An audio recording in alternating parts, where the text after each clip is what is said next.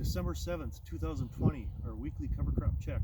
We are just south of the Dodge County Fairgrounds on a Dodge County Healthy Soil, Healthy Water Farm participant. Gotta apologize for last weekend. Actually, last 2 or 3 weeks we had wind, but last weekend I don't think you could hear me very good. So we're standing by our purple flags, our pink flags I guess I should say. We're on week 27 for the cover crop for the first one planted, and we're on week 5 for the second cover crop planted after harvest. And there isn't much top growth that's going on. If we look down, you're going to be able to see that a little bit. It isn't very flashy that there's a lot of top growth going on, but we do have some bottom growth going on. So we're going to step to the side like we've done the last couple weeks. We'll talk about the first cover crop that we got planted. We still have some clover that's growing. This is the spot we chose. We got some clover there, we got some clover there.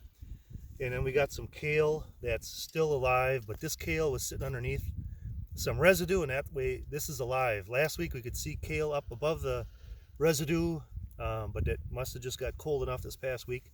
This past week was when we really had our first really cold temperatures, so that kale is probably now dead. Most of it anyways, at least the stuff that was up above the residue. Okay, so this other stuff we got a little bit of rye that's growing here. We probably do have some oats that's growing, that's up and going, but most of it's rye. Some of this rye roots are going down probably 6+ inches before we actually break. And I don't know how well the video is showing it, but like this is roots and that's roots, and you know there's roots going probably at least 6 inches deep.